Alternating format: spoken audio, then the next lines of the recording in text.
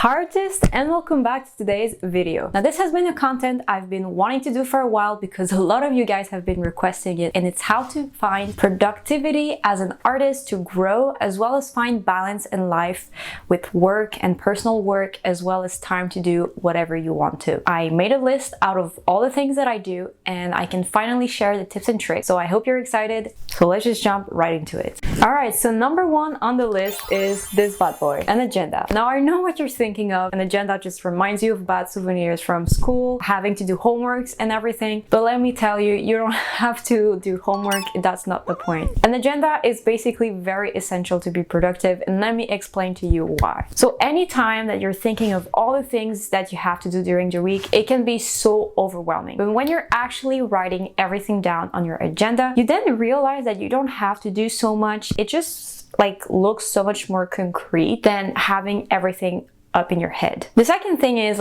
if you're planning the entire week in advance, you can find yourself some free time. And what I mean by that is, let's say on the Monday you had 4 things planned and you finish everything on Monday. You can start doing the things that you had planned for Tuesday and so on. And if you're doing everything in advance, then maybe one day you're gonna have nothing planned at all, and so you're gonna be able to do whatever you wanted to do to have fun. But the most important part about an agenda is checking. Just checking on the agenda is just the best feeling ever, I swear. I don't know what it is. I don't know what's the clinical thing psychologically behind it, but just checking things on the list, it's gonna give you the biggest boost of dopamine. I don't know if that's the thing. It's gonna make you want to finish everything on the list, especially if you're someone like me where you had, for instance with the video games, had to finish everything to have the trophies.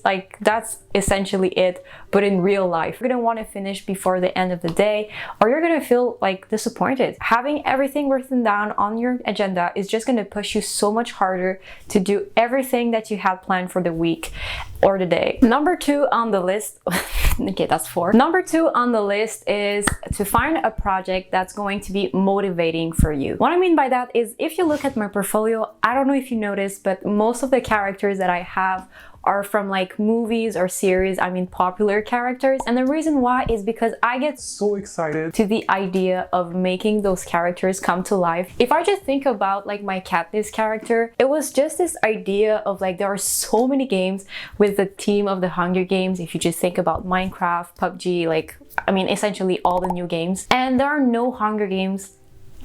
So I was why not do it myself? I'm gonna make Katniss Everdeen a freaking real video game character, and I don't have the talents to do the entire game, so I just made the character, but you get the point. Making a video game about the Hunger Game is totally possible, and I'm sure a lot of people would buy it. It's just an idea out there, but you already have the Katniss character done. I'm just saying. So yeah, don't just work on something because you have to work on something. Find something that you're going to be passionate about, that's going to motivate you to finish it, push you to your limit, basically. That's going to make you excited to go back to that freaking computer, damn it. Number 3, how much time should you work on your personal work? Stop with the time frames. I'm telling you right now, no more we have to do 1 hour, 2 hour. That's finished, and just follow your intuition. Not your intuition, but your body. What I mean by that is, if you feel burned out, tired, and you force yourself to go on your computer, that's just not going to do it. You're not going to help yourself. You're going to hate doing 3D and artwork in general. Stop doing that. You have to let your body rest. And I'm speaking from experience. Whenever I would force myself to go back on the computer, I wouldn't want to be there. I wouldn't be productive because I would be reluctant to do anything on it. If I have to take a break, if you have to take a break, you have to take it. Let me give you another example. I went on a trip in Europe, and I was really excited to come back when the trip was over because I had missed 3D. You have to let yourself miss 3D or doing artwork in general. If you're doing 1 hour in a day, that's totally fine. That's already a win. If you're going to do 30 minutes even, that's really great. If you need some tips on how to motivate yourself to do just